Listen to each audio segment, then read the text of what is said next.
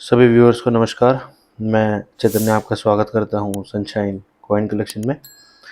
तो आज मैं जिस सिक्के के बारे में आपको बताने जा रहा हूं वो सिक्का आज से लगभग लगा लीजिए आप 23 और 24 लगभग 50 साल पुराना सिक्का है, जो कि 1976 का ये 1 रुपये 1 रुपये का सिक्का मेरे हाथ में है। कंडीशन ये बताती है कि सिक्का कितना पुराना है, लेकिन कंडीशन वैसे देखी जाए तो 1976 के हिसाब से सिक्के की कंडीशन काफ़ी ज़्यादा अच्छी है। आप देख ही सकते हैं इसे, कंडीशन काफ़ी ज़्यादा अच्छी है। और सबसे पहले बात करें कि लेटर्स वगैरह हैं जो इस सिक्के के ऊपर। सबसे पहले अगर फ्रंट के बारे में बात करें तो बिल्कुल सिक्के के टॉप पर रुपया लिखा गया है, और उसके बिल्कुल नीचे सेंटर में in the centre of the coin 1 लिखा गया, एक यानी कि सिक्के की कीमत। उसके बिल्कुल नीचे रुपीज़ यानी कि रुपीज़ कितने में वैल्यू है इसकी, और उसके नीचे साल 1976 जब का ये सिक्का है। अब अगर थोड़ी सी राइट और लेफ्ट साइड की बात करें तो फसलें बनी हुई हैं, फसल, जिन्हें हम इंग्लिश में क्रॉप्स कहते हैं, क्रॉप्स। चले अगर सिक्के के बैक स्ट्रक्चर की तरफ, फ्रंट स्ट्रक्चर के बारे में बात करने के बाद सिक्के की बैक की तरफ जब हम आते हैं तो यहाँ पर हमें 3 फेस्ड टाइगर मिलता है, जिसके बारे में आपको पहले भी मैं कई बार बता चुका हूँ।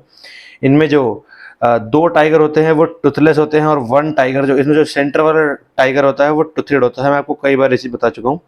और इसके लेफ्ट साइड पे हिंदी में भारत लिखा गया है, और राइट साइड में इंडिया। और दोस्तों आप लोग जानते होंगे कि इंडिया का नाम अब चेंज करके भारत रखा जा रहा है, जो कि भारत का असली नाम है। और इस सिक्के पर यही था, अशोका लॉयन, इसको अशोका लॉयंस के नाम से जाना जाता है। और लेफ्ट में भारत, राइट में इंडिया। और यही है कुछ इस सिक्के के बारे में। तो प्यारे व्यूअर्स, ये सिक्के की फ्रंट और बैक स्ट्रक्चर के बारे में बात करने के बाद अब हम बढ़ते हैं सिक्के के फीचर्स की तरफ। तो बात करें हम सबसे पहले इस सिक्के के इशूअर की। हम सभी लोग जानते हैं कि इस सिक्के का इशूअर है इंडिया, क्योंकि इंडियन करेंसी है ये। और पीरियड जो है इस सिक्के का कई प्रकार के सिक्कों की तरह ही रिपब्लिक 1950 से लेकर करंट डेट तक होता है, जो भी डेट चल रही होती है।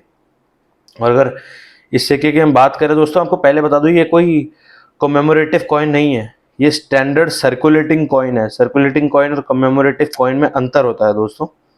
तो ये कॉइन स्टैंडर्ड सर्कुलेटिंग कॉइन है, या फिर स्टैंडर्ड सर्कुलेशन कॉइन भी कह सकते हैं आप इसे। तो साल मैं आपको बता ही चुका हूँ, 1976 1976 का ये सिक्का है। सिक्के की वैल्यू है 1 rupees INR, Indian national rupees. और करेंसी भी जो है वो भी रुपीज़, जो कि डेसिमलाइज्ड होती है 1957 से लेकर करंट डेट तक, जो भी डेट चल रही होती है। अगर आगे की तरफ हम बात करें तो आता है कॉम्पोजिशन।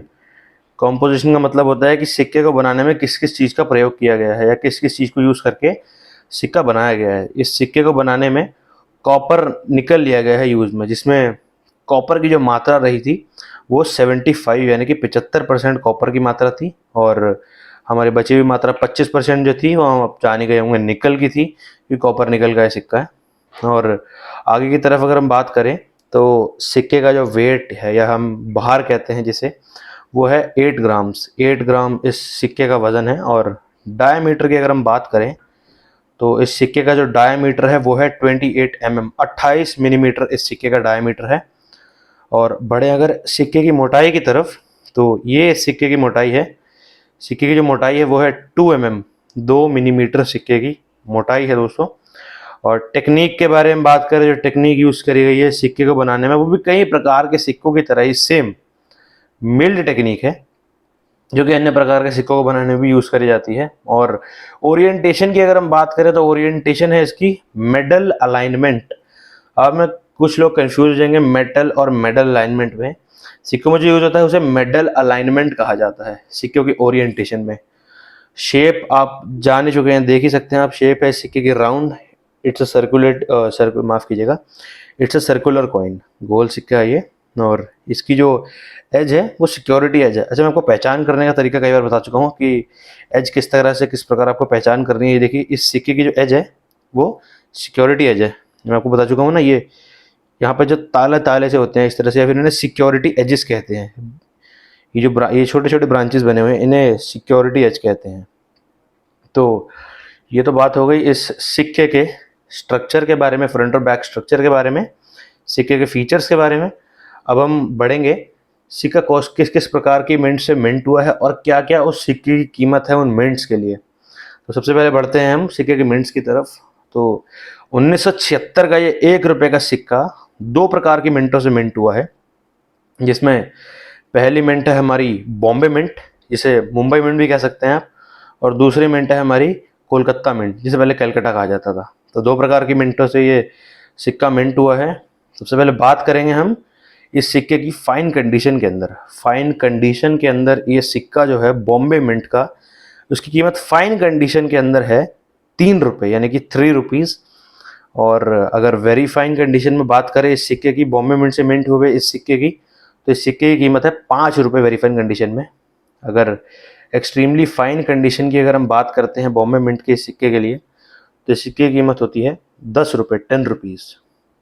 और उसी के साथ हम आगे की तरफ बढ़े हैं कि यानी कि यूएनसी की तरफ।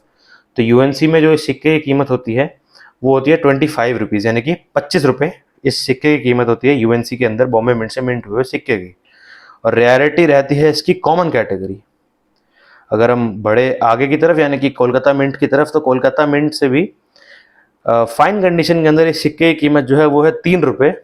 और वेरी फाइन कंडीशन में अगर ये सिक्का है तो इसकी कीमत है 5 रुपये। और आगे बढ़े तो एक्सट्रीमली फाइन कंडीशन में अगर ये सिक्का होगा तो इसकी कीमत रहेगी 10 रुपये, 10 रुपीज़। और उसी के बाद लास्ट की तरफ चलते हैं यानी कि यूएनसी की तरफ। अगर यूएनसी में इस सिक्के की जो कीमत है वो निकल कर आती है कहीं ना कहीं 25 रुपये, 25 रुपीज़ आपको इस सिक्के के मिल जाएंगे यूएनसी के अंदर अगर आप जाएंगे। और रेयरिटी है इसकी कॉमन कैटेगरी। तो प्यारे व्यूअर्स, हमारे यही थी इस इंफॉर्मेशन पूरी इस सिक्के के स्ट्रक्चरिंग के बारे में, सिक्के के फ्रंट बैक स्ट्रक्चर के बारे में, फीचर्स के बारे में, मिंट्स के बारे में और वैल्यूज़ के बारे में, कंपोजिशन वगैरह जो भी था वो सारे फीचर्स मैं आपको बता चुका हूँ। और एज थोड़ा अलग होता है फीचर से अलग, वो भी मैं आपको बता चुका हूँ। तो यही थी इस सिक्के के बारे में जानकारी। बढ़ते हैं कुछ इंपॉर्टेंट जानकारी की तरफ। तो सबसे पहली बात, आप डिस्क्लेमर पढ़ते होंगे कि हमारे चैनल के माध्यम से कभी भी सिक्कों का लेन देन आदान प्रदान नहीं होता है। हमारे चैनल के माध्यम से कभी भी कोई सिक्का खरीदा या बेचा नहीं जाता है। कोई भी करेंसी आइटम हमारे चैनल के माध्यम से खरीदी बेची नहीं जाती है। मैं डिस्क्लेमर में भी मेंशन करता हूँ और मैं आपको अलग से ही बता रहा हूँ। कई लोग डिस्क्लेमर अगर नहीं पढ़ते होंगे तो कोई दिक्कत नहीं है, वीडियो में भी आपको पता लग ही जाएगा। तो यही था, हमारे चैनल के माध्यम से कभी भी कोई भी सिक्कों का, करेंसी आइटम्स का लेन देन नहीं होता है। हम केवल वीडियोस बनाते हैं आपको एंटरटेनमेंट पर्पस और उससे भी कहीं ज़्यादा एजुकेशनल पर्पस के लिए, ताकि आपको सिक्कों के बारे में, अपनी इंडियन करेंसी, पुरानी करेंसी के बारे में वैल्यूज मिलती रहे, पता लगता रहे कि क्या क्या किस सिक्के की कीमत है और आप उसका कहाँ फ़ायदा ले सकते हैं। तो और एक ज़रूरी बात, अगर आपके पास किसी भी प्रकार के व्यक्ति का कॉल आता है कि हम आपको सिक्का प्रोवाइड करवा सकते हैं किसी रजिस्ट्रेशन फीस के थ्रू, या कोई आपको इंपॉर्टेंट डॉक्यूमेंट देना पड़ेगा, तो आपको समझ जाना है वहाँ पर कि आपके साथ फ्रॉड हो रहा है। क्योंकि आजकल सभी के बैंक अकाउंट जो होते हैं वो आधार कार्ड से लिंक होते हैं। आपसे कोई भी डिटेल मांग सकता है इस बारे में, और आपको यहाँ पर सतर्क रहना है बिल्कुल। फ्रॉड से अगर अपने आप को बचाना है तो कभी भी कोई भी अपनी निजी जानकारी किसी भी व्यक्ति के साथ शेयर ना करें, चाहे वो कितने ही प्यार से आपसे बात कर रहा हो। वो उनका झांसे में लेने का तरीका होता है, तो उससे आपको खुद ही सावधान रहना है। तो हमारे प्यारे व्यूअर्स, यही था इस वीडियो में। अगर आपको आज की वीडियो अच्छी लगी हो तो वीडियो को लाइक ज़रूर कीजिएगा। अगर आपने हमारे चैनल को अभी तक सब्सक्राइब नहीं किया है तो सब्सक्राइब करके साइड में बेल आइकन को भी दबा लीजिएगा, ताकि आने वाली वीडियोस की नोटिफिकेशन आपको मिलती रहे। और वीडियो शेयर ज़रूर कीजिएगा अपने कलीग्स के साथ, रिश्तेदारों के साथ, अपने दोस्तों के साथ, अगर आपको आज की वीडियो लगी हो नॉलेजेबल और आप चाहते हैं उन्हें भी नॉलेजेबल इन्फॉर्मेशन मिले। धन्यवाद।